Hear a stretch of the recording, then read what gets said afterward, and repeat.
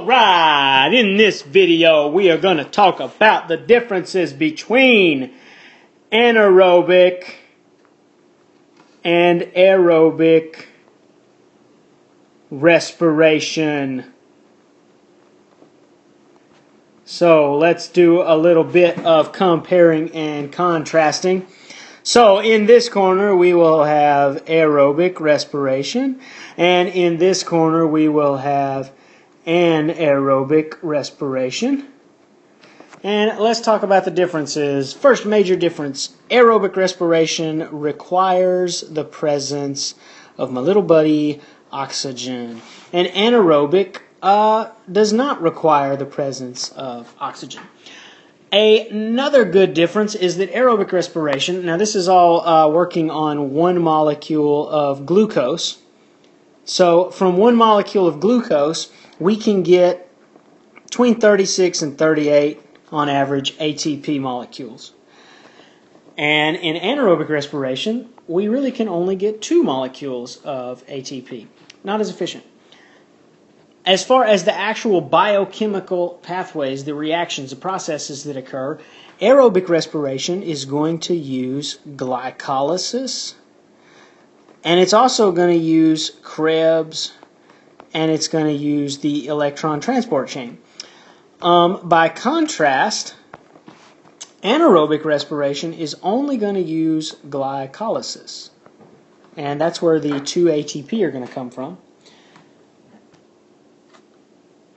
Another big difference is that anaerobic respiration is going to lead to fermentation.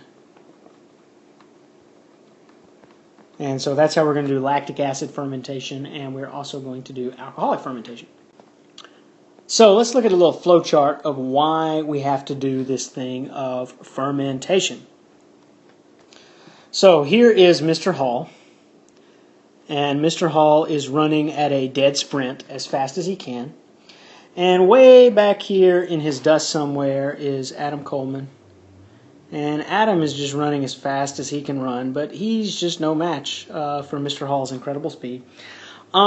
Inside my muscles, there is respiration going on because I've got to have ATP, which is an energy source. But the problem is I am currently using up oxygen at a faster rate than I can replace it. I can't breathe fast enough to get enough oxygen to my muscles. So I do anaerobic respiration. And I don't get as much energy out of that. I'm only getting about 2 ATP from each glucose molecule. But the problem here is that glycolysis is going to break down glucose, and it's going to produce for me those 2 ATP. But then I'm also going to get out of that some pyruvic acid. And pyruvic acid can be toxic when it builds up in incredibly high levels. So I've got to do something with that pyruvic acid. Now the obvious thing I probably should do is just slow my running down, because I really don't have to run that fast in order to beat Adam at a race. But because I want to show my incredible dominance at running sprints, I'm going to continue to run fast. And my body has to do something with that pyruvic acid. So let's talk about what it's going to do. I'm going to take that pyruvic acid and I'm going to combine it with something that I already have. I already have some NADH, and in that conversion, what I'm actually going to produce is I'm going to produce lactic acid, which I can store up in my muscles, although it's going to make me feel very sore the next day. That's what makes us feel sore the next day. And I'm going to have some oxidized NAD+, and then I'm also going to produce some carbon dioxide. So the whole purpose, this is fermentation. I don't get any energy from fermentation. I get 0 ATP. And that actually looks like I just wrote oat P, but that's 0 ATP. So when I do fermentation, I don't get any ATP, any energy out. But the reason I do it is so I can convert pyruvic acid to something that's non-toxic, which is lactic acid.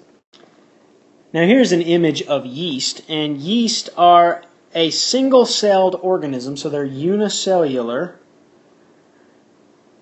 but they are eukaryotic organisms. It's actually a type of fungi.